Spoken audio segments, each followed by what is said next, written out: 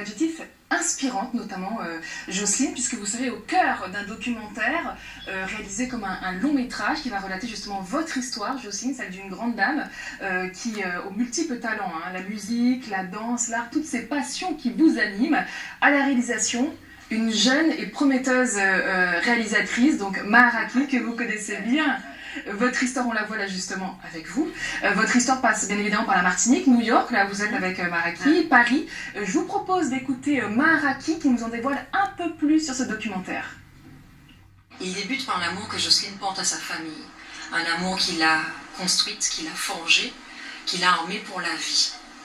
Il s'articule ensuite autour de l'amour que Jocelyne porte à notre culture créole. C'est parce que Jocelyne nous donne de la lumière dans ses chansons, comme avec Enligné, ou de la joie, une joie contagieuse dans Quel moment, ou de l'espoir avec Kessa Lévé, ou un amour inconditionnel comme dans Vini Serré entre autres, que mon film est aussi une histoire d'amour avec un grand A.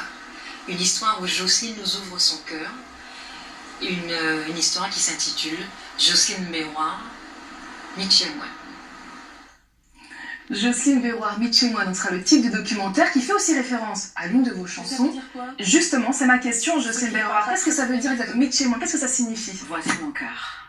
C'est beau. Je vous l'offre. Et en fait, je la dois à Patrick Saint-Éloi. C'est lui qui a écrit cette chanson. Voilà.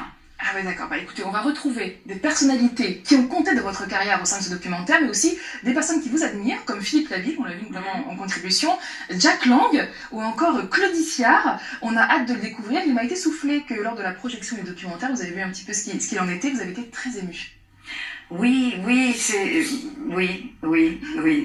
c'est assez émouvant. Il y a des passages qui sont très forts. Maharaki, que je connais, est sensible et elle est admirative aussi. Donc quand il y a des choses qui la touchent, mais de façon, alors que moi ça va être beaucoup plus pas banal, mais c'est un peu plus normal quoi, mais étonnant. Mais elle a quand même réussi à poser des questions qui ont eu des réponses qui voilà, c'est un documentaire assez émouvant. Comme tout documentaire, c'est jamais complet parce qu'on est limité dans le temps. Oui. Mais elle a pris un angle qui est différent de tout ce qui a déjà été fait. Ouais. Voilà. Et donc vous redécouvrez une partie de votre histoire par les yeux d'une jeune femme enthousiaste, admirative. Plus que ça. En entendant les autres, je me suis découverte moi. C'est-à-dire que j'ai découvert des choses sur moi. En entendant parler les autres, parce que bon, souvent les gens n'osent pas vous dire qui vous êtes, ni comment ils vous reçoivent et compagnie, mais bon, dans le documentaire, ils réussissent à se livrer, et ça me permet, et puis je dis, ah bah oui, évidemment, ouais, c'est vrai, et en fait, on se rend pas compte, la vie roule, et comme on est toujours obligé de ne pas perdre de temps sur les petites choses qui sont insignifiantes, on passe à l'essentiel, je veux dire, on se construit d'une certaine manière. Et c'est presque effrayant, quoi. Même à la limite, quand on voit ce qu'on parcourt, par où on passe. Pas effrayant. Je dis effrayant pour ne pas dire, ouais, j'ai fait ça. C'est une redécouverte. Oui, c'est ça. C'est raconté par quelqu'un d'autre. Donc voilà, c'était très touchant. Voilà, c'est touchant. Voilà. Et sachez-le, Jocelyne est également une source d'inspiration pour de nombreux artistes, mais aussi une nouvelle génération de talents. La preuve avec de nombreuses reprises de vos titres, notamment. Je vous propose donc d'écouter quelques extraits de ces reprises, de ces covers sur Internet. Si ou pour chapper, super aller pas là d'ailleurs. Pas vini, chou pour les noms. Oh, petit, vraiment démonté. Moi pas politique, ta femme t'a fait projet. Et même si des lèvres s'échangent pour moi ça clair. C'est l'homme pour la vie, ouais. Pour ça qu'on se lève. Vous les avez reconnus, Fricot? Oui, bien sûr. Sébastien Drumeau et Lucie Naï, ça vous fait quoi dans cette jeune génération qui sont vraiment inspirées, la nouvelle génération qui est inspirée par vos titres? Moi, ça me fait énormément plaisir et je dis enfin, et je m'adresse à toute la nouvelle génération, je dis mais aux États-Unis, quand il y a un gros tube, quand il y a une chanson que les gens aiment, elle est reprise 150 fois. Je veux dire, il y a plusieurs versions d'un tas de titres. mais prenez les titres, pas seulement de Kassav, mais enfin commencez par ça. Mais bon, il y a plein de titres dans toute la musique caribéenne, je veux dire, enfin, en tout cas martiniquaise et guadeloupéenne, qui sont magnifiques et qui méritent justement d'être connus du jeune public. Parce que beaucoup de gens disent, ouais, mais toutes les mélodies, on a déjà fait toutes les mélodies, mais on n'a peut-être pas justement redonné à certaines mélodies une nouvelle vie, un truc, parce qu'il y a des... Ils s'approprient là quand ils font ça, la mais c'est ça, ça donne des frissons. Mais c'est vrai. Elles chantent approprier la chanson, quoi. Oui, ils chantent à leur manière. Ouais. Et ça, c'est bien, c'est leur version. C'est comme En Limière, il y a une autre, Jeanne Baudry qui a fait une reprise de En Limière. C'est un univers complètement différent. C'est le même morceau, mais c'est un autre univers. Alors, c'est une nouvelle vie. Voilà, on aime ou on n'aime pas, mais elle propose autre chose et je trouve que c'est génial. Alors, il y a plein de titres comme ça, mais même moi, j'ai envie de le faire. Je veux dire, prendre les titres des autres et les interpréter autrement. Mais ça se trouve, je vais le faire un jour, mais j'ai plein de projets. Alors, pour finir, une dernière contribution qui vient de chez moi, de l'île de la Réunion. On l'écoute tout de suite.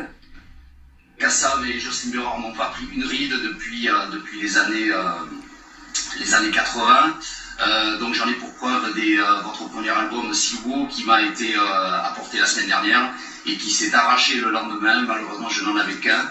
Et je garde pour moi par contre des références comme celle-ci également, comme celle-ci, comme celui-ci, voilà, qui sont aujourd'hui des disques qui font partie de ma collection personnelle et que, malgré les demandes de clients, je ne vendrai pas, avec un petit coup de cœur pour celui-ci qui a été pour moi un élément déclencheur, voilà, dans les soirées soleil. Donc, n'ayez crainte, vous avez toujours autant la cote et je vous félicite encore de tout et au plaisir de boire avec vous un petit punch dans cette belle ville de Saint-Pierre ou pourquoi pas aux Anses d'Arlé. À bientôt, merci. Avec modération. Avec modération, on est obligé de dire avec On vous attend à la Réunion, Jocelyne. Merci beaucoup, Gaëlle. Et du coup, alors, petite information là qui vient de me tomber dans l'oreillette. Gilles Saint-Louis. Vous connaissez Gilles Saint-Louis, l'humoriste, qui a fait notre première partie. Il est en train de regarder l'émission. Bonjour, Gilles. Il est complètement fan crack crunch de vous. Ah, mais c'est ce qu'il a écrit sur la page Facebook. Voilà, donc il vous embrasse. Merci beaucoup à toutes les deux. Je vais faire un petit saut en cuisine pour voir où est-ce qu'on en est des crêpes au manioc. Et je reviens vous revoir dans quelques minutes. Alors Denise. Louise. Pardon. C'est Louise Deniso, ça a donné Denise Louiseau, voilà. À l'école très souvent. Donc les crêpes de manioc avec le caramel de date. Oui, alors ça avance, voilà. Les crêpes, bah là la dernière, hop, je vais la débarrasser. On les garde au chaud sur un petit bain-marie. Très très blanche, hein. C'est tout blanc, c'est très différent des crêpes à la farine de oui, c'est joli. Qu'on fait en métropole.